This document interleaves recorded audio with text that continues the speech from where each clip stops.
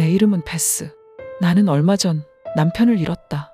지난주 내 남편 오원은 보트를 타고 호수로 나가 총을 입에다 대고 쐈다. 밤마다 우리의 결혼식 영상을 보며 술을 마시며 잠이 들었다. 오원의 빈자리가 내겐 너무 크다. 그런데 어느 날 밤 누군가 현관문을 두드렸다. 놀라서 아래층으로 내려갔지만 거기에는 아무도 없었다. 꿈을 꾼 것인가?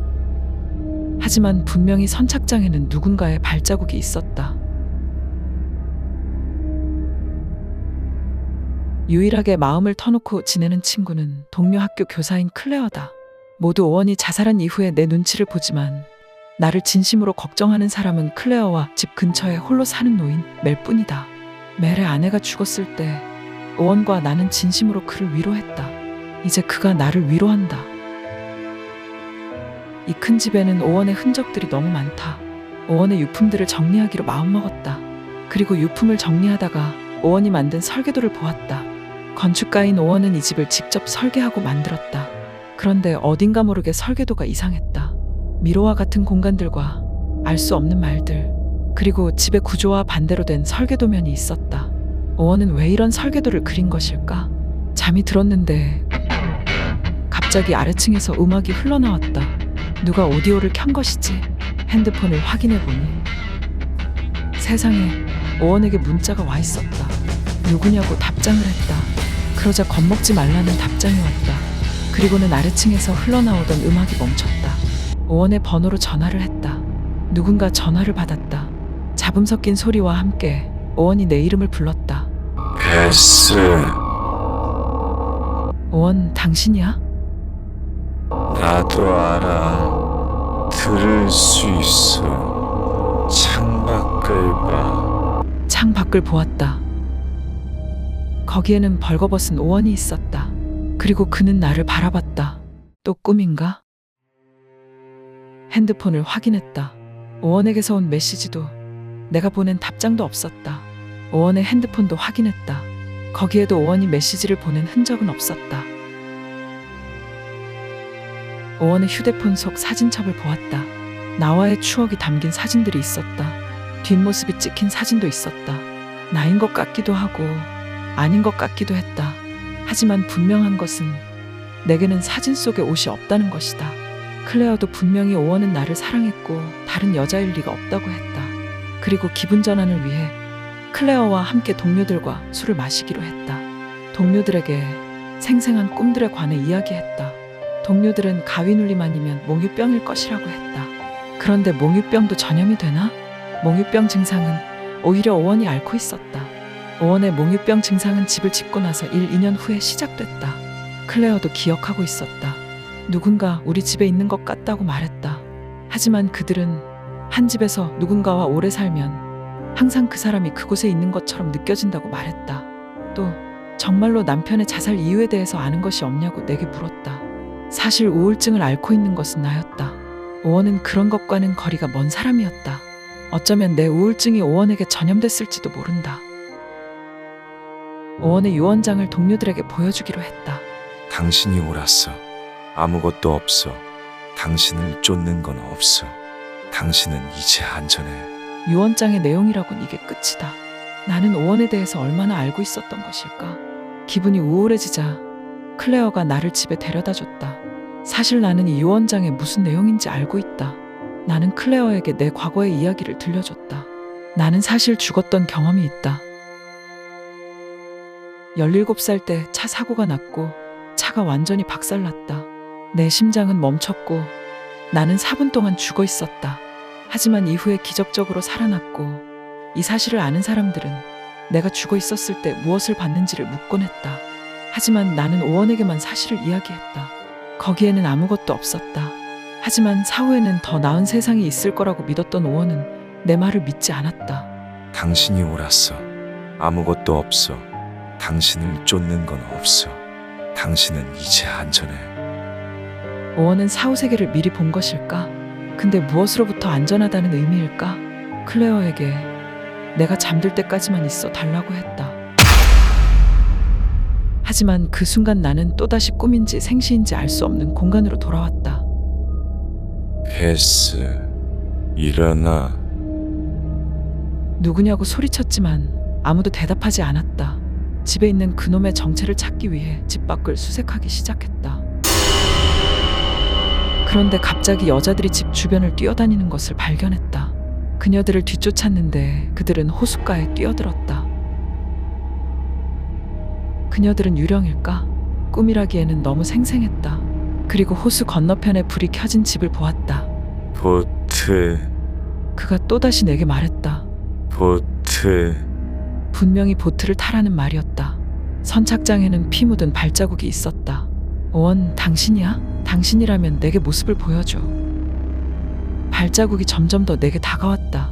그리고는 누군가 내 귓불을 만졌다. 오원, 진짜 당신이야. 하지만 그 순간 나는 정신을 잃었고 정신을 차렸을 땐 이미 보트를 타고 건너편 불 켜진 집 앞에 도착해 있었다. 이건 꿈이야. 당신은 꿈꾸고 있는 거야. 분명히 우리 집이었다. 한 가지 다른 점은 모든 것이 거꾸로 되어 있다는 것이다. 구조도 거꾸로고 심지어 숫자들마저 거꾸로 되어 있었다. 그리고 그 집 안에는 아까 내가 보았던 그녀들이 있었다. 나와 비슷하게 생겼지만 분명히 내가 아닌 그녀들이 그 집 안에 있었다. 그리고 그녀들을 포옹하는 오원을 보았다. 집 안으로 들어갔다. 그리고 집 안에 잠들어 있는 나를 보았다. 그리고 또다시 잠에서 깼다. 오원의 맥북을 조사하기 시작했다. 그 안에 담겨있는 사진첩을 검색하기 시작했다. 그녀들의 사진을 찾았다. 분명히 나와 비슷했지만 다른 여자들이었다. 오원은 이 많은 여자를 나 모르게 만나고 있었던 것일까? 또 그녀들에겐 무슨 일이 벌어진 거지? 어제 내가 보았던 호수 건너편 그 집을 찾아가기로 했다. 멜은 이 숲속은 국유지라 집을 지을 수 없다고 했다. 하지만 어제 분명히 그 집을 보았다. 이제 멜도 믿을 수 없다. 그리고 숲속 깊숙한 곳에서 그 집을 발견했다. 아직 완성되지 않은 집. 그리고 그 집에서 나는 이상한 조각상을 찾았다. 기분 나쁜 이 조각상은 무엇일까? 도대체 오원은 무슨 짓을 하고 있었던 것일까? 오원의 유품들을 다시 뒤지기 시작했다. 그리고 그 책을 발견했다. 카에드로이아. 그리고 이 책에는 이 조각상에 관한 내용도 있었다. 그것은 루브르 인형이었다. 오원이 줄을 쳐놓은 문구들이 눈에 들어왔다. 수많은 주문이 걸려 있으며 어둠의 힘을 교란하고 약화하기 위한 단순한 미로 또는 역방향의 공간들.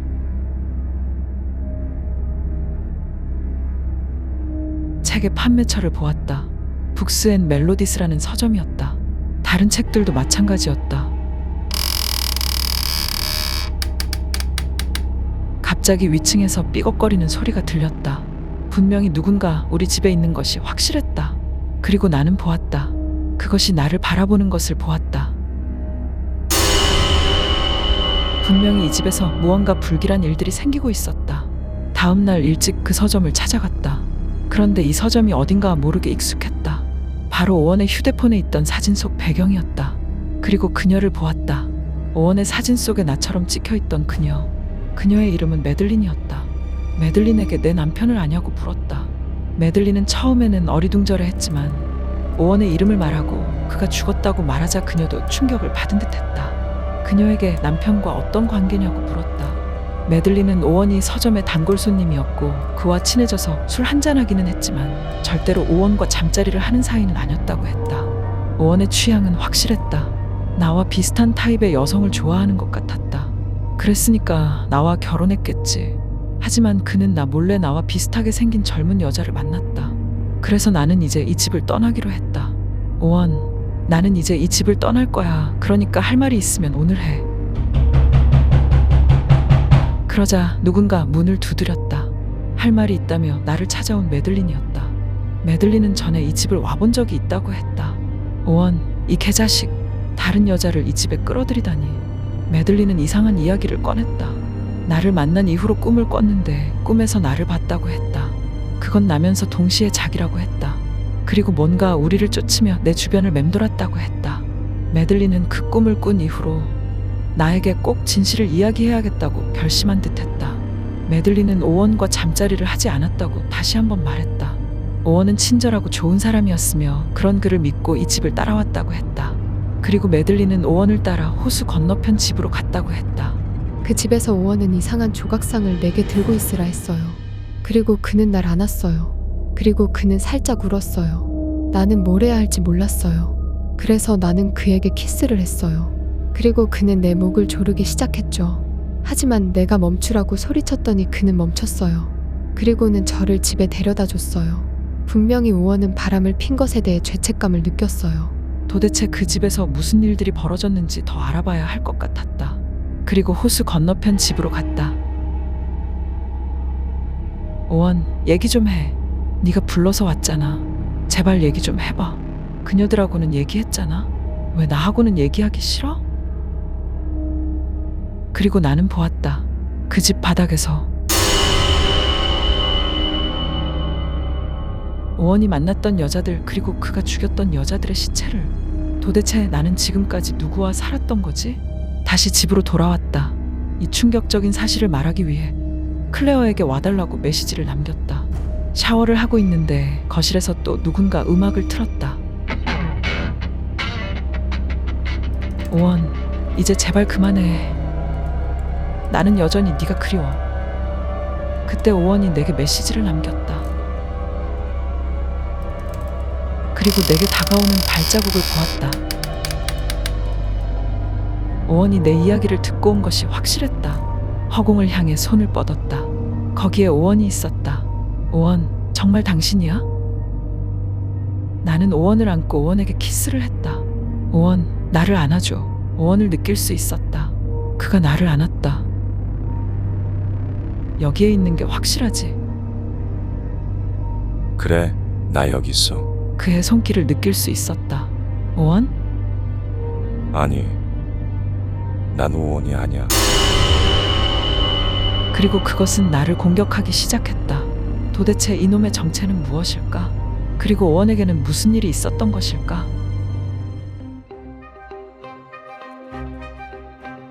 나이트하우스는 더 시그널, 리추얼, 숲속에 있다.